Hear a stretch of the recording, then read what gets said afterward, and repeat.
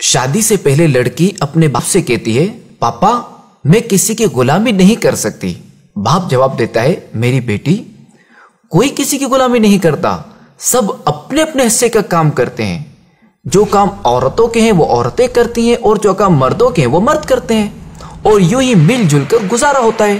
شادی کے بعد وہی لڑکی اپنے شوہر سے کہتی ہے میں کھانا گرم نہیں کروں گی۔ یہ سن کر شوہر کہتا ہے تو پھر تم اپنے باپ کے گھر واپس چلے جاؤ کہ میں تمہاری ضروریات پورا کرنے کے لیے صبح سے شام تک محنت کرتا رہوں اور تم میرا کوئی کام نہ کرو، تو پھر ٹھیک ہے، مجھے بھی تمہاری ضرورت نہیں۔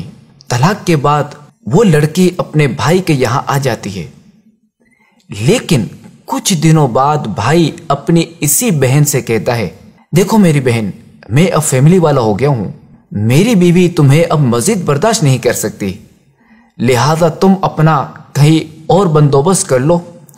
اب وہ لڑکی نوکری کی تلاش میں ایک دفتر جاتی ہے۔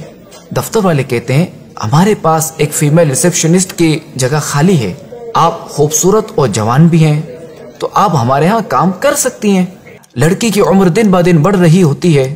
دفتر والے اس سے کہتے ہیں بی بی ہم معذرت خواہیں، آپ کے کام میں اب پہلے جیسی تیزی اور پھرتی نہیں رہی، لہذا اب آپ کہیں اور نوکری ڈھونڈ لیں، ہمیں اب آپ کی ضرورت نہیں رہی۔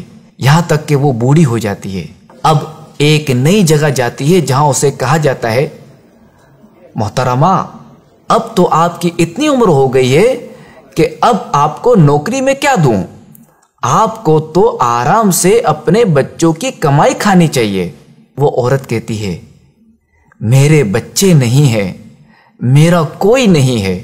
یہ سن کر نئے دفتر والا کہتا ہے اوہ چلیں آپ کے لیے کچھ کرتا ہوں، میرا 20 لوگوں کا اسٹاف ہے، کیا آپ ان سب کے لیے کھانا پکا سکتی ہیں جس کے میں آپ کو 6000 روپے ماہانہ دوں گا۔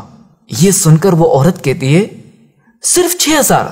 تو نیو دفتر والا جواب دیتا ہے کہ میں جانتا ہوں کہ ان 6000 میں آپ کی ضرورت پوری نہیں ہوگی، مگر کیا کروں میں مجبور ہوں، میرے پاس اس سے زیادہ کی گنجائش بھی نہیں ہے۔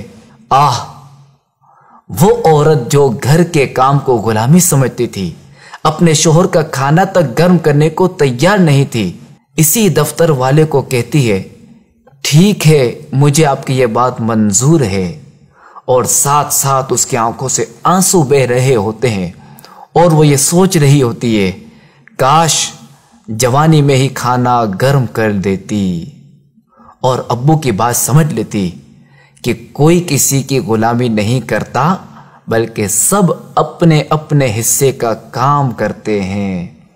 مشہور کہاوت ہے نا کہ میاں بیوی گاڑی کے 2 پہیے کی طرح ہوتے ہیں، اگر ایک پہیہ خراب ہو جائے تو گاڑی کا چلنا ممکن نہیں رہتا۔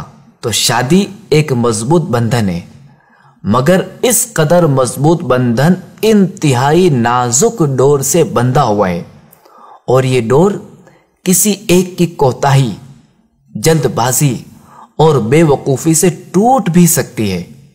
لہذا اس رشتے کو پروان چڑھانے کے لیے اعتماد، سچائی اور دیانتداری بہت ہی ضروری ہے۔